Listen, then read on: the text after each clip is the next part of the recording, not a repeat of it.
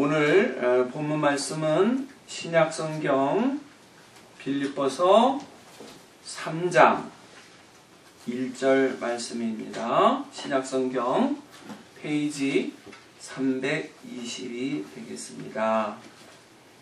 제가 말씀을 봉독해 드릴 때 눈으로 따라서 같이 말씀을 묵상해 주시면 고맙겠습니다. 정말로 나의 형제들아 주 안에서 기뻐하라.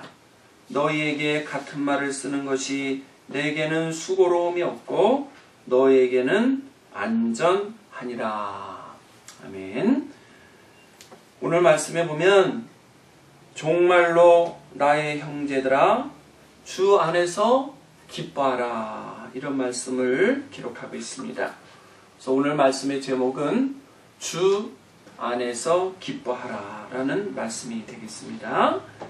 오늘은 이 한 절의 말씀이지만은 우리가 이 말씀 안에서 하나님의 은혜로운 메시지를 접할 수가 있습니다. 이 빌립보서는 1장부터 4장까지 있는데 이 빌립보서의 주제는 무엇인가 하면은 한마디로 기뻐하라는 것입니다. 기뻐하라는 것입니다. 근데 오늘 말씀을 보면은 정말로 나의 형제들아 주 안에서 기뻐하라, 이렇게 말씀이 시작됩니다. 여기 정말로라는 말은 이 원문에 가보면 토로이폰이라는 말입니다. 이것은 이제 남은 바를 말합니다. 다른 주제로 말합니다. 이런 뜻을 가지고 있습니다. 다시 말씀드리면은 이 정말로라고 하는 표현은 끝으로 말한다는 시간적인 끝만 나타내는 것이 아니고 중요한 말을 다시 한번 이야기한다, 이런 의미가 이 정말로라고 하는 말 안에 들어있는 것입니다. 우리가 어떤 이야기를 하다가 마지막으로 끝으로 이런 표현을 할 때는 이게 무슨 의미가 들어가 있습니까? 거기에는 두 가지 의미가 있죠. 하나는 총정리를 한다는 의미가 있고요. 또 하나는 중요한 이야기니까 잘 들어요, 이런 의미가 들어있는 것을 볼 수가 있습니다. 그래서 아무리 불효자일지라도 부모님이 세상을 떠날 때 유언을 남기면 그 유언만은 꼭 지켜서 행하려고 하는 것이 자식들의 마음이라 그래요. 그것은 왜 그럴까요? 부모님이 마지막으로 정말로 끝으로 남기신 말이기 때문에 그 전의 이야기들은 잘 지키지 못하고 불효를 했을지라도 그 유언만은 꼭 지켜서 행하려고 하는 것이 자녀들의 모습이라는 것을 볼 수가 있습니다. 바로 지금 사도 바울이 빌립보 교회에 쓰는 이 글 중에 모두가 뭐예요? 정말로, 이 말은 끝으로 정말 중요한 얘기를 내가 너에게 하겠다, 이런 말씀이 들어가 있는 거예요. 근데 그 말씀의 내용이 뭐예요? 주 안에서 기뻐하라, 이런 말씀을 해주시고 있는 것입니다. 근데 우리가 한번 기억해 보겠습니다. 돈이 많고 명예가 있고 부자인 사람이 가난하고 힘든 사람에게 와가지고 열심히 수고하세요, 그러면 돈도 벌고 부자도 되고 행복해질 겁니다, 이렇게 이야기를 했다고 했을 때 그 가난한 자의 마음에는 큰 기쁨이나 위로가 없습니다. 왜 그렇죠?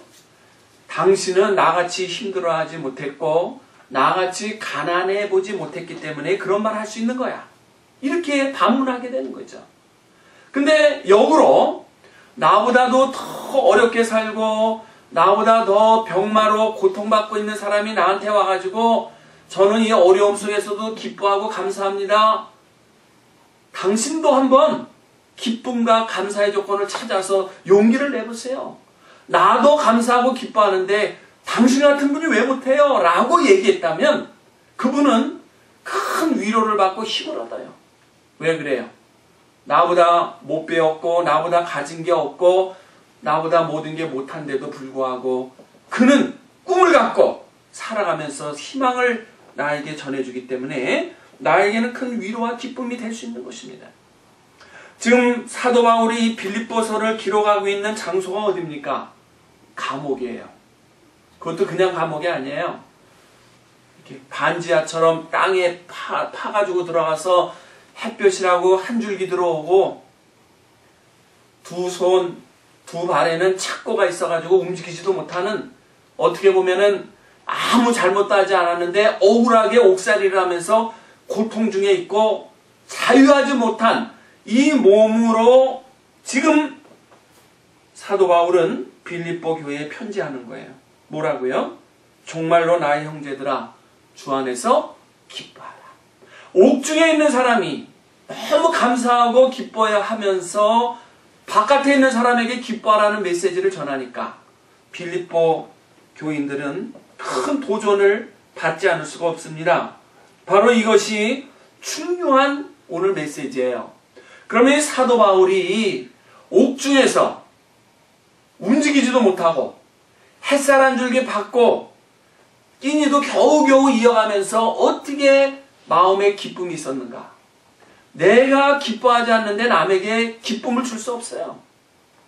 내가 돈이 많지 않으면 남에게 돈 못 주잖아요. 내가 돈이 여유가 있어야 돈을 나눠줄 수 있는 것처럼 내 마음에 기쁨이 있어야 기쁨을 나눠드리고 기뻐하라고 얘기할 수 있어요. 근데 사도 바울 같이 이렇게 힘들고 어려운 환경 속에 있는 상황에서 어떻게 기뻐하라는 메시지가 들어가는가? 이거 대단히 중요한 것임을 볼 수가 있습니다.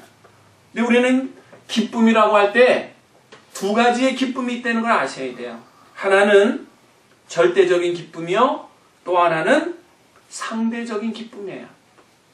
상대적인 기쁨이라는 것은 뭐죠? 저 사람이 나를 잘해주니까 나도 그분을 잘해주면서 즐거워하고 기뻐하는 거예요. 근데 저 사람이 나를 미워할 때는 나도 그 사람을 미워하고 기쁨이 없어져요. 이런 거를 상대적인 기쁨이라 그래요. 그러나 절대적인 기쁨은 뭐예요? 어떤 환경에 놓여 있든지, 어떤 상황에 처해 있든지, 비나든지 부하든지, 건강하든지 병들었든지, 어떤 상황에서도 기뻐할 수 있는 거. 이게 뭐예요? 절대적인 기쁨이에요. 근데 이제 사도 바울이 옥중에 있어요. 자유롭지 못해요. 먹을 것도 현찮아요. 환경이나 모든 상황을 볼 때 기뻐할 거라고 하나도 없어요. 그런데도 그가 기뻐했고 빌립보 교인들에게 기뻐하라고 옥중 서신을 쓸 수 있었던 이유는 상대적인 기쁨이 아니라 절대적인 기쁨을 가지고 있었기 때문이라는 사실입니다. 그러면 여기서 절대적인 기쁨이라는 건 뭘까요? 사도 바울이 강조하는 것은 뭐예요? 정말로 나의 형제들아, 기뻐하기는 기뻐하는데 어떻게 기뻐하라? 주 안에서 기뻐하라고 말씀을 하는 거예요. 그러니까 주님 안에서 기뻐할 때는 절대적인 기쁨을 가질 수 있다고 말씀을 하는 거예요. 정말 주님이 나와 함께하고 내 안에 역사하신다고 하면은 어떤 상황에서도 기뻐할 수 있다고 하는 사실, 그 절대적인 기쁨을 오늘 여기서 우리에게 말씀으로 전하고 있는 것을 확인할 수가 있는 것입니다. 그렇기 때문에 이 기쁨이라는 것은 철학적으로 해석하는 게 아니죠. 이 절대적인 기쁨이라는 것은 뭐예요? 영적으로 받아들일 때 비로소 이루어지는 것임을 이 오늘 본문은 가르쳐주고 있는 것을 확인할 수가 있습니다. 그렇다면은 이 절대적인 기쁨, 주 안에서 누리는 기쁨은 무엇인가? 사도 바울이 가졌던 이 기쁨은 무엇인가? 이것을 우리가 몇 가지로 나눠보겠습니다.